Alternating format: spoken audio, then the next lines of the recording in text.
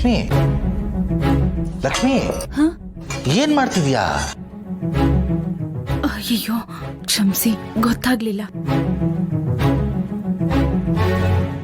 ಗೊತ್ತಾಗ್ದಿರೋ ಥರ ಏನು ಯೋಚನೆ ಮಾಡ್ತಿದ್ಯಾ? ಅವಾಗಿಂದ ನೋಡ್ತಾ ಇದ್ದೀನಿ, ಏನೋ ಯೋಚನೆ ಮಾಡ್ಕೊಂಡು ಏನೋ ಮಾಡ್ತಿದ್ಯಾ. ಏನಾಯ್ತು ನಿನಗೆ?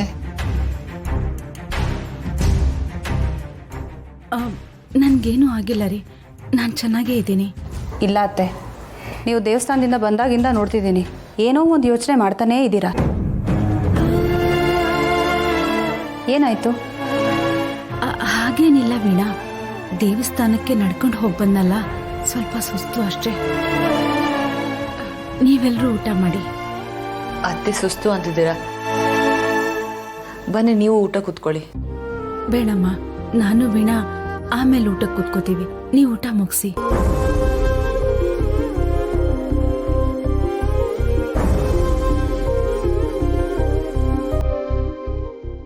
ಲಕ್ಷ್ಮಿ, ಆ ಹುಡುಗನ ಕಡೆಯವರು ಫೋನ್ ಮಾಡಿದ್ರು.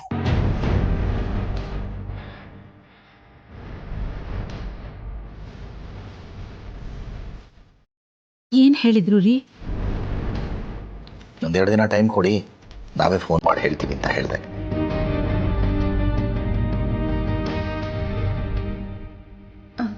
ರೀ, ಈ ಹುಡುಗ ಬೇಡ ರೀ.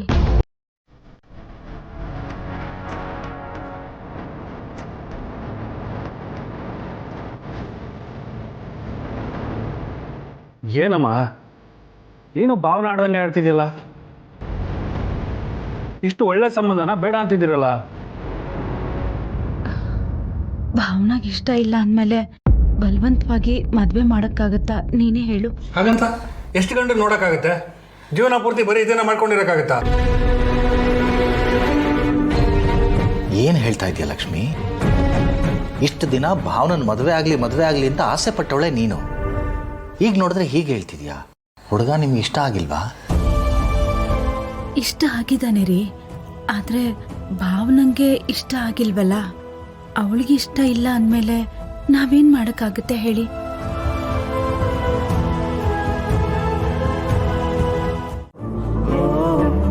ಅವಳಿಗೆ ಹೇಗ್ ಬೇಕೋ ಹಾಗೇ ಇರ್ಲಿ.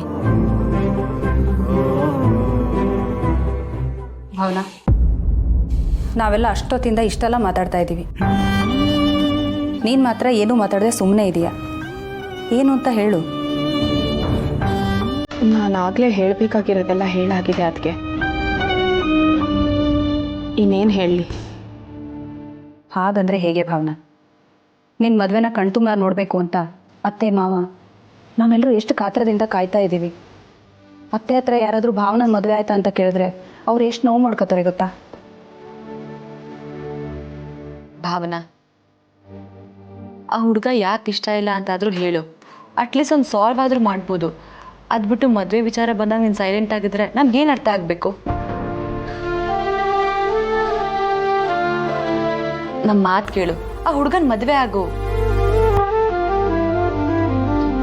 ಈ ವಿಷಯದಲ್ಲಿ ಯಾರು ಅವಳಿಗೆ ಬಲವಂತ ಮಾಡಬೇಡಿ. ಅವಳು ಯಾರನ್ನ ಇಷ್ಟಪಡ್ತಾಳೋ ನಾವು ಅವರನ್ನೇ ಒಪ್ಕೋಬೇಕು. ಅವಳ ಕುತ್ತಿಗೆಗೆ ಬೀಳೋ ತಾಳಿ ಅವಳು ಇಷ್ಟಪಡೋರಿಂದಾನೇ ಬೀಳ್ಬೇಕು. ಅದೇ ನನ್ನ ಆಸೆ.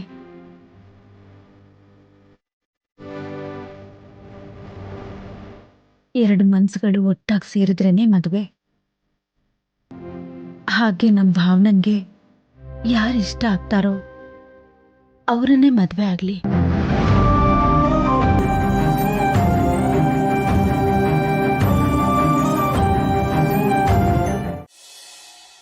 ಇದೇನೇ ಇವರು? ಅವಳಂತೂ ಮದುವೆ ಬೇಡ ಅಂತ ಹೇಳ್ತಾನೆ ಇದ್ದಾಳೆ. ಇವರು ಅವಳು ತಕ್ಕಂಗೆ ಕುಡಿತಾರೆ. ಇವರಿಗಾದ್ರೂ ಬುದ್ಧಿ ಬೇಡವಾ? ರೀ, ಅತ್ತೆನೇ ಬೇಡ ಅಂದ್ರಲ್ಲ, ಮತ್ತು ನೀವು ಯಾಕೆ ಹೇಗಾಡ್ತಿದ್ದೀರಾ? ಏಯ್, ನೀನೇ ಹೆಂಗೆ ಮಾತಾಡ್ತೀಯಾ? ಅಮ್ಮ ಹೇಳ್ತಾಳೆ ಮಗಳಲ್ಲಿ ನೊಂದ್ಕೊಂಡ್ಬಿಡ್ತಾಳು ಅಂತ, ಅದಕ್ಕೆ ಅವಳು ಹೇಳ್ದಂಗೆಲ್ಲ ಕುಣಿಯೋಕ್ಕಾಗತ್ತಾ? ಅಪ್ಪ ಅಮ್ಮಂಗೆ ವಯಸ್ಸಾಗ್ತಿದೆ, ಅವ್ರಿಗೇನಾದ್ರು ಹೆಚ್ಚು ಕಡಿಮೆ ಆದರೆ ಇವಳು ಎಲ್ಲಿರ್ತಾಳೆ? ಯಾರು ಇವಳು ನೋಡ್ಕೋತಾರೆ? ಅಯ್ಯೋ, ನಿಮ್ಮ ಬಿಡ್ತೂನ್ರಿ, ನಿಮ್ಮ ಬಾಯಲ್ಲಿ ಬರೀ ಇಂಥದ್ದೇ ಮಾತುಗಳು ಬರೋದಾ? ಒಳ್ಳೆ ಮಾತುಗಳು ಬರೋದೇ ಇಲ್ವಾ? ಇರೋ ವಿಷಯನ ನಾನು ಹೇಳ್ತಾ ಇದ್ದೀನಿ ಕಣೆ. ಅಪ್ಪ ಅಮ್ಮ ಇಲ್ಲ ಅಂದಮೇಲೆ ಹರಿ ಸಿಂಚನ ಬೇರೆ ಮನೆಗೆ ಹೊಟ್ಟೋಗ್ತಾರೆ, ನಾವು ನಮ್ಮ ಸ್ವಂತ ಮನೇಲಿ ಇರ್ತೀವಿ. ಇವಳು ಏನು ಮಾಡ್ತಾಳೆ? ನಾವು ನೋಡ್ಕೊಳಕ್ಕಾಗತ್ತಾ? ನಾನು ಈಗಲೇ ಹೋಗಿ ಅವಳ ಹತ್ರ ಮಾತಾಡ್ತೀನಿ. ನೀನು ಯಾಕೆ ಮದುವೆ ಆಗಲ್ಲ ಅಂತ ಕೇಳ್ತೀನಿ. ರೀ ನೀವು ಸ್ವಲ್ಪ ಸುಮ್ಮನೆ ಇರ್ಬಾರ್ದಾ?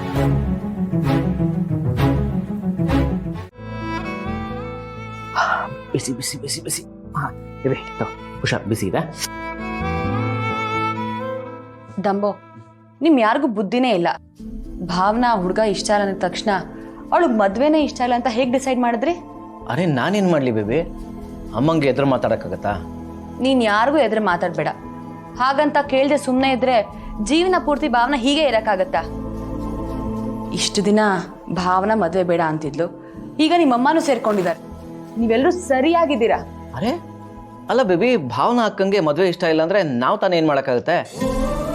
ಚಿಕ್ಕ ಮಕ್ಕಳಾದರೆ ಹೊಡೆದು ಬೈದು ಬುದ್ಧಿ ಹೇಳ್ಬೋದಪ್ಪ, ಅವ್ರಿಗೆ ಹೇಳೋಕ್ಕಾಗತ್ತಾ? ಹೀಗೆ ಅನ್ಕೊಂಡು ಕೂತ್ಕೊಂಡ್ರೆ ಅವಳು ಹೇಳಿದ್ದನ್ನೇ ಹೇಳ್ತಿರ್ತಾಳೆ, ನಾವು ಕೇಳಿದ್ದನ್ನ ಕೇಳ್ತಾ ಇರ್ಬೇಕಾಗತ್ತೆ. ಬೇಬಿ, ನೀನು ಅಣ್ಣ ಕೂತ್ಕೊಂಡು ಯಾಕೆ ಮದುವೆ ಇಷ್ಟ ಇಲ್ಲ ಅಂತ ಪ್ರಶ್ನೆ ಮಾಡಿ, ಆಗ್ಲಾದ್ರೂ ಉತ್ತರ ಗೊತ್ತಾಗತ್ತೆ. ಮುಂದಕ್ಕೆ ಡಿಸೈಡ್ ಮಾಡೋಕ್ಕೂ ಈಸಿ ಆಗತ್ತೆ. ಇಲ್ಲ ಅಂದ್ರೆ ಎಲ್ರಿಗೂ ಈ ಮದುವೆ ಬಗ್ಗೆನೇ ಟೆನ್ಷನ್ ಇರುತ್ತೆ. ನೀನು ಹೇಳೋದು ಸರಿ ಇದೆ. ಆಯ್ತು, ಬೆಳಗ್ಗೆನೆ ಮಾತಾಡ್ತೀನಿ. ಮೊದಲ ಕೆಲಸ ಮಾಡು.